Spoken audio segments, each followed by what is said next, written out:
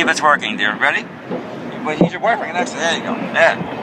What we're going to do is going to use God's 10 Commandments as a standard, not my opinion or point of view, okay? So the 9th commandment says we're not to tell a lie. Have you ever told a lie? I've committed basically all of them except like blasphemy against the Lord. You lie every minute? Is that what? Not every minute. Oh, I'm just. What did you say about it? I said I've basically probably done all the against the 10 commandments. So you have lied, right? Yeah. And how about you? Have you ever told a lie? So what do they call people who tell lies? What do they call? Liars. Very good. 8th commandment says we're not to steal. Don't take anything that doesn't belong to you, regardless of its value. Have you ever done that?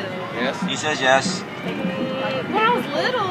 Oh, I always get that. Yeah, when I was a little kid, I stole candy bar. Yeah, I get that a lot. That's all they've ever taken. But have you? Yeah, when I was young. Well, see, the value of what you've taken doesn't really matter. Whether it was big or small, they're still taking something. And what do they call people who take things that don't belong to them? Thieves.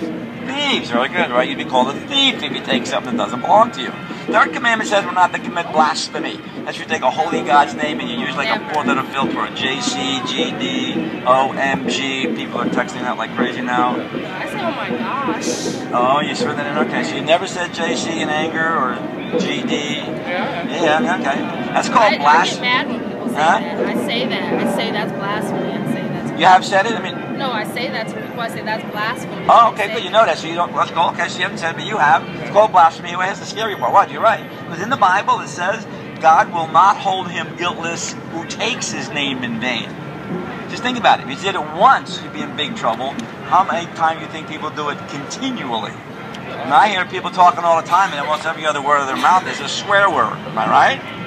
All right, and so they're saying they don't care what God says. They're going to do what they want to do. So the last one and we're done. 7th commandment says you're not to commit adultery. But before you answer that, Jesus said if you just look at another woman or person and you lust after them, you've already committed adultery with them in your heart. So have you ever committed adultery? Would you ever look at another person with lust? You have? Yep. So what's your first name? Jimmy. I'm Tom. Pleased to meet you. But I'm sorry, in your own admission, you're a lying thief, a blasphemer, an adulterer. Heart doesn't sound like a good person, does it? Well, I'm pretty sure you God guys also says no one can be perfect to get to heaven. Only God can be perfect. Who told you that? Jesus said, be perfect in Matthew as I am perfect. You can be perfect. Can't really? Well, yes, we can. It'd be perfect, guess how? So let's face it, if you've broken God's law, right, you admitted to 4, there's 6 more to go and watch. I didn't ask you how many times have you lied or stolen. Doug, you compounded it.